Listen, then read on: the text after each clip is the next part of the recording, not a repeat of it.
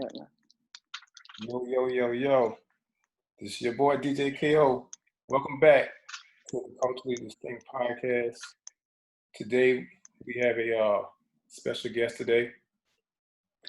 Uh, she's a mother, she's a business owner, she's a fitness guru, she's a Louisiana native, but later on left. She's also a first responder, and she has some stuff that she wants to speak about today on the podcast. So I'd like to give a round of applause for a good friend of mine, Bessie Bickham. Greetings, everyone. How you doing, man? Hi, I am great. How you doing? Oh, I have mixed feelings. Mixed feelings? Okay, I understand that. What's going on today? One day you wake up, you see all the stuff that's been happening. Then another day you're happy. So it's mixed emotions. What about yourself? Okay. I think I'm happy every day, and I feel like everything that's happening, it's gonna, I guess, stimulate something positive in the end. Change, in order for change to happen, it has to be some type of uprise and uproar in the community and just in people in general, in order for change to happen, for effective change to happen. So I think everything that's going on now is just preparing us and preparing the nation and the world for a positive change. So it's funny you said the word positive, because right now in the world we have a lot of things that's going on that people consider as being negative. Coronavirus. We have still murders from the police force.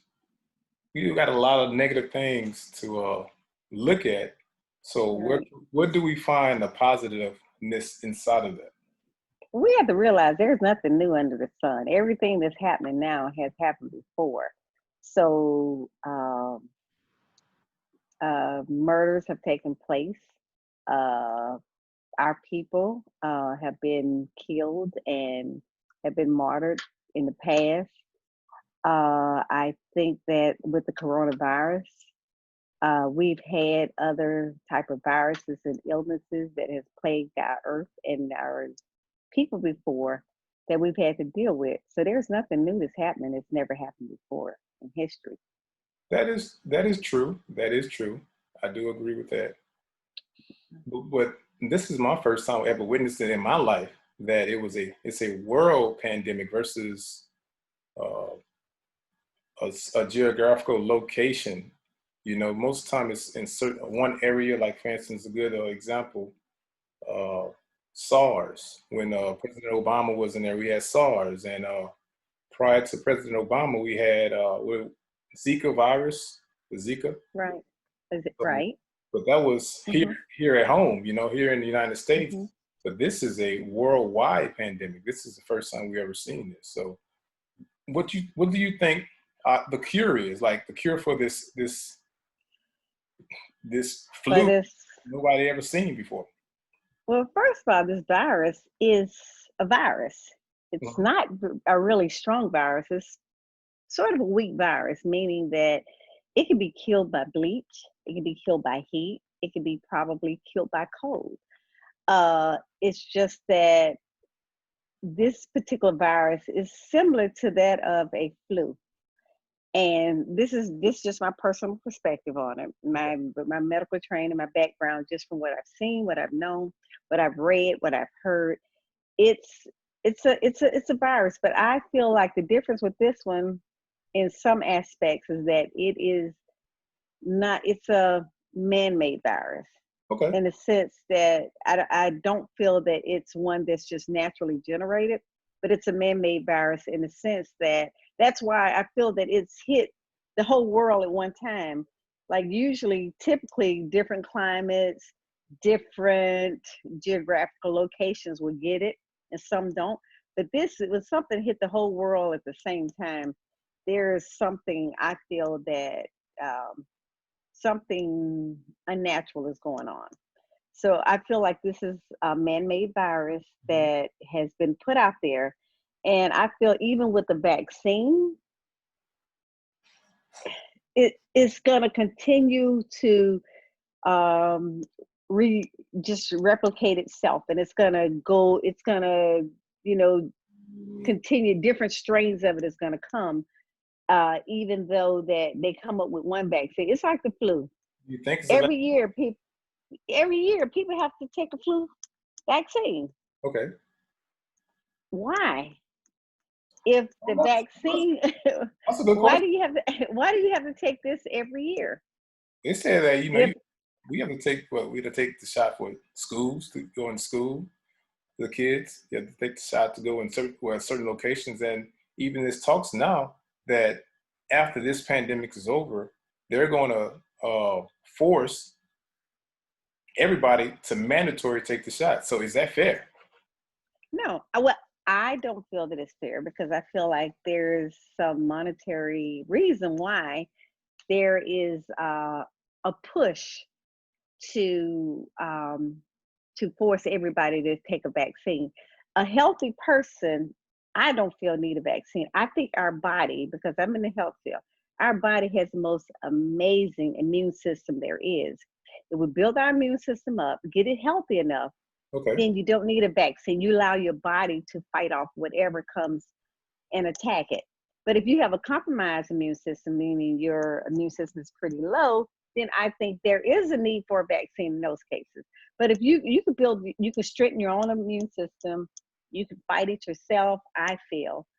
And I feel that the vaccines is just a way to push. Of course, there's monetary gains we made off of everybody getting vaccinated. Okay. So you think it's a government scheme to push a financial, I guess, they have, and I guess in the background, it's some ways to gain monetary At forms the, of at power. the, well, at the end of the day, most things are pushed, the agenda's pushed because of money. I'm not saying who's benefiting from it, but there are entities benefiting from us all getting vaccinated. Okay. And I feel that's what I feel. I feel that the push to get vaccinated is because, there's going to be a lot of monetary gains. Not because our immune system could do it, or, we're healthy. If you have a healthy immune system, there's no need to get vaccinated. And if you are able to maintain a healthy immune system, I don't feel there's any need to get vaccinated. But Okay. if you have a compromised one, yeah, you probably need some help. Well, our president, Because, go ahead. I'm sorry. Nah, president said that we could ingest it, and and then the virus will go away. We could inject it or ingest it, which was crazy to me. Oh, yeah, he has some interesting he has some interesting statements surrounding this whole COVID-19 situation, but So let me ask you. that's his perception of it. So I take it since you're a first responder and you're out there on the front line, uh, Right. shouts out to you for that. It's a Thank dangerous you. job and it's not for everybody. But you're out there in the front line helping out with that situation. So in the midst of all this chaos with the rioting and with the George Floyd situation, right? Right. Why hasn't no one ever said anything, even though it's only been a week? Nobody even said anything about the coronavirus. So what's going on? Some people say, is it halftime for the coronavirus? This is the halftime show. Well, it's the next best thing. Something comes in. It was like we had a lift to space, where we had two astronauts go up to space the other day. That didn't get any, really hardly any, news, any I didn't know that. feedback. Yes. But Oh, I'm saying there's a lot of, it's like the biggest thing that's going on. Everything else takes a backseat to it. So right now with the protests that are going on, they've forgotten about the coronavirus right now. mhm. It's kind of been pushed to the back burner. It's still there, but right now the protests are taking a front seat because, there's money involved. Things are getting destroyed. Yeah. There's a threat. There's a serious threat And, as we know it. So yeah, so that's taking a back seat for now. And just by looking at everything, across the nation, people are protesting, and they're protesting in, in droves of people. So you got a lot of people that's in communication and next to each other. So in my mind, I'm thinking, they said prior to the protest, they said that Right. 6 feet apart from each other. These people, you have 5,000 to 7,000 people in one spot at one time. So some of them people have that virus, and they're not. Well, they should they should tell you it's not that serious, or they don't really care that much. Right. Or is it that Yeah. serious? The question is it really that serious that the media portrays? Well, no, I don't think it's. I don't feel it's as serious. Of course, a virus. It's like a flu. If you're coughing on people, sneezing on people, spitting on people, yeah, there's a risk if you have it.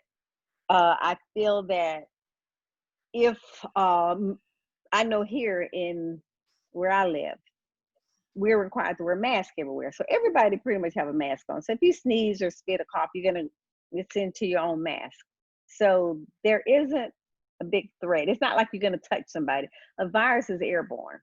So it's not like you could touch somebody and you're gonna get it, you can contaminate somebody with it. But we just take regular precautions, washing our hands, sanitizing, doing things we should do anyway. Mhm. There is not that high of a risk or threat to it. But as you see, everybody's out there protesting. They're on top of each other. But most of them, everybody have masks on. So there isn't a high risk of that being transmitted by touching or being around each other. So speaking of protests, for a person that uh, is not conscious of really what's going on, but they want to help out, and they Okay. say, well, should I go out and riot? Or should I go out and, not say riot, that's a negative word. Should I go out and protest for the right, uh, Okay. for, Black lives that's dying innocently by by police officers? Do you think it's a good idea for those folks to go out and protest? Because from looking at the videos, it's just not Black people. It's Blacks, whites, and Right. everybody that, agreed with what's going on. They said it was a wrongful act of murder. Right. Do you think it would be positive to protest? Protesting is a right that we have, and I think protesting is valid to the way that the people there's a small percentage of the people out there are seriously protesting for George Floyd and for what happened to him, Hmm. but there is a whole nother set of people out there, I think that, and that's when it becomes blurred. The whole protest become very blurred because you have disorganized chaos, disorganized anger, you have disorganized rebellion, you have people with whole other agendas out there that has joined forces with the George Floyd protests, and they're pushing their own agenda, and it has nothing to do with the protest. So I feel that if we really stuck to just the protest itself, if we were going out there for that, then I think that's valid. But we have a whole nother segment of people of society that mad because they didn't get their stimulus checks. They Hmm. mad because a lot of people are out of job. They're out of, they don't have their jobs. They don't have work. A lot of people just mad at law enforcement, mad at the government. They mad about life. And you have a lot of people. I call it the perfect storm because at the time when the country was pretty much shut down, it's getting ready to reopen. Okay. At the time when the country was pretty much shut down, and you have people at home, people with no jobs, people just already had hidden agendas anyway, and you have all these students home, these young people home out of college, bored, don't have anything to do, and now you have a police officer kill a black man. Right. Now you have all these people come together, and now it seems to be that it's about one situation, but it's not. It's about everything that's going on, and it's so disorganized that it's just disrupted into looting and just chaos out there in the Mhm. streets. And I think that the police are also contributing to it. They have a role to play in it also. I guess out of fear for them, I don't know how to explain it, they're instigating, they're escalating all these protests, not even a protest, but they're instigating, escalating things because they're actually just like running over people with horses, with their bicycles. You see videos of them spraying pepper pellets and rubber pellets and tear gas and just, hitting people, driving over people, opening their doors, their armored trucks, paintball spray. And it's just provoking the people, and it's getting out of hand. They're playing just here where I live, yesterday, they just pulled one of the police officers off the force because one of their protesters was sitting on knees doing nothing, and he just pushed him down to the ground. Wow. And they pulled that. But you see videos of this happening all over. So, I think that although in the disorganization, I think we have good police officers out there. Not all of them are bad. I agree. But we have some of the bad ones who were probably already bad. It just took this a little bit to kind of ignite them just a little bit, and it's coming out. So they're acting out. So you have the police officers plus the people that are up to no good, and it's causing a clash, and it's just causing so much chaos throughout the country, and it's everywhere. I think when the term you use, it's my first time hearing that term. You said disorganized chaos. That's a good way to look at it. In the midst of all this stuff going on, this chaos going on, it's a lot of disorganization going on. Right, it is. To your point of the police, this is my personal opinion. I think that the police, they've been what they call bullies for a long time, and they haven't had no type of persecution towards them, because anytime an incident like this happens, they always get off with a slap on the wrist, leave for 4 weeks without pay, but right. they have that job. I think with pay, some type of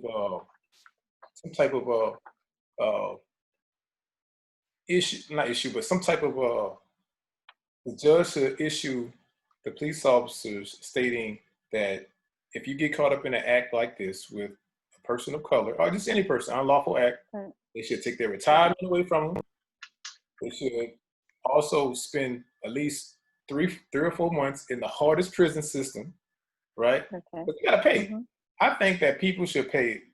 Old people say it like this: what goes wrong comes wrong. I think you should pay for the stuff that you put out in this world. You know what I'm saying? So that's just my take on that. So in the words of Marvin Gaye, I was listening to this song Saturday. He said, "What's going on in the street? What's going on? What's going on?" And I'm listening to those, everything that he was talking about in that song is still going on 40, 50 years later. That's crazy. Yeah, that's right. That's right. So do you think the people should be upset right now?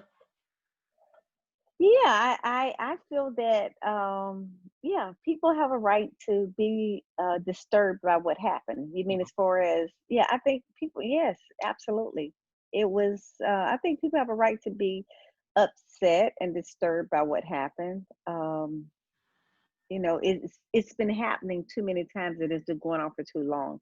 I think people just tired and they're frustrated and they're just fighting back. They just don't know what to do, and they're not, like I said, they're not organized enough to, like back when Martin Luther King had his protest. He trained them, they practiced what to do. He organized the people. Yep. It's like when you have a fire drill at the schools, you're going to practice where to go, what to do when there's a fire drill. It's like Martin Luther King, he organized people, trained them, practice. When they spit it, whatever they do to you, this is how you act. But right now, there's nobody to organize them and, have the people prepared for something like this in advance to say, like, this is where we're going to go. This is what we're going to do. This is the plan for when the next killing happens, because the next killing is going to happen. Right. And we don't have a plan in place to say, okay, to get out in front of it. So now we're reacting to what's going on. And when you react, you just it's like a knee-jerk reaction. You just do whatever, in that moment. And out of frustration, you don't know what to do. So you're just doing what, you just kind of protesting, marching. You got the other people out there looting, burning up stuff. but they're protesting and marching because they're just reacting to what happened. But we have to, at a certain point in time, we got to get out in front of it. We have to be organized already before it happens, because we know it's going to happen again. So, as a mother and as a grandmother, Mm-hmm. if your grandchild comes to you and asks you, grandmother, what do I need to do to prepare myself? What do you tell them? I would tell him first, if he is of age, Mm-hmm. if he's of age, I would tell him the first thing you do, you make sure you're a registered voter, Okay. so that you exercise your, your right, your political rights, first off. Second of all, I would educate him as to when you are stopped, when you are arrested, how, although this gentleman didn't do, from what I've seen on the videos, didn't do anything wrong. He didn't resist or anything like that. I would educate him on what to do and, how to speak, because we have to prepare them for these type of situations just in case they encounter angry police officer who have it in for whatever reason Right.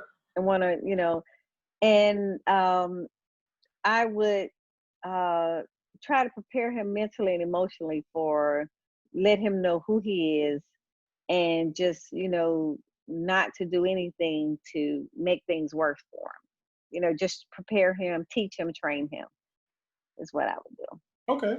That sounds good. Mm-hmm. Because Mm-hmm. my reaction, I was like, hey, I don't know what to do.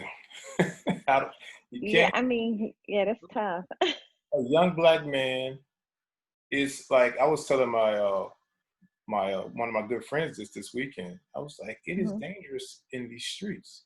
Like, it for a Yeah. black man, a young black Mm-hmm. man, it is dangerous because no matter how educated you are, they're, like you used the word earlier, and I want to get into that. They Mm-hmm. fear that skin tone. For some Right, reason. right, right. I don't know why, they just fear that skin tone. So Yeah. where do you think this fear comes from? This cloud of fear that doesn't exist. Where does this fear come from? I think the fear comes from just who we are as a people. The fear comes from the melanin in our skin. Mm, The fear comes from our capabilities and our abilities. The fear comes from the king who they know that lies within us. The king comes from our greatness. okay. The fear comes from the greatness that's within us. Because if, put on the same or equal playing grounds, No you competition. know, there's no competition a lot of times with, you know. So I think fear is from just not knowing and being uneducated and misled too. I think fear comes from a lot of places, from what's been shown or what's been told to them. And fear comes from us being enslaved for so many years. Okay. I think I think there's a lot of fear there of, we as a people. So in saying that, and this is probably my last question, do you think that the system is Mhm. broken? Absolutely, the system is broken. So how The how system, can we counteract that to make it I'm work? sorry. How can we counteract the system to make it work for us? Um, for one, like I said earlier, we have to exercise our political rights in our local voting, in our local voting. Okay. Not so much the president, but on a local level, we have to exercise our right to vote. The people we know have been not taking care of us. You got to get them out of office and start putting people in place and position, even our own people, preparing them to take those positions so that we are treated fairly. I think one, just exercise your voting rights. For two, I think we as a people, um, we have to plot, we have to plan, we have to strategize, we have to organize, we have to immobilize in an effective way. So we have to get out ahead of the things that's going, so before it happened. So we have to be prepared for whatever. We have to start spending our money with people who treat us fairly. Your own. We have to keep our, yeah. We, Okay. okay, yeah. We have to You need to say spend that, our money. right? We Right? yes. Look, Okay, right. within our Right. own. Right? Yeah. Right. We have to, start letting our money work in places, that's going to benefit us. Mm. And I think that's because money speaks volume. Yes. You got to hit people where it hurts in their pocket. So we have to spend our money in places where it's gonna benefit us. We have to start taking care of each other. We can't depend on the system to take care of us. Yes. Okay. It Sounds good. wasn't created for us. So we have to take care of ourselves. Sounds good. That's good information. So Yeah. first of all, I'd like to thank you for spending, I know you have a busy day and I know your job is trying and it's a stressful job, but you took time out to come to the podcast and I appreciate that. So You're tell viewers, where welcome. can we find you? Do you have like social media or do you have like your business information that you want to give out? I do. My email address, which is it's God's Juice, GODZJUICE Okay. at gmail.com. That's also my Instagram is God's Juice. Uh, Most of my yeah, that's pretty much it. You can find me there. I have a happy womb business. I'm a Okay. womb practitioner also, so help women to heal. Okay. Everybody go to God's Juice at gmail.com or on Instagram, God's Juice, and you can look at the products that Miss Bickham has. It's a pleasure. Thank you for tuning in to the show. You have an awesome day. And Thank you. You as well. for tuning in to the Culturally Distinct Podcast. This is your boy, DJ KO. You have an awesome day.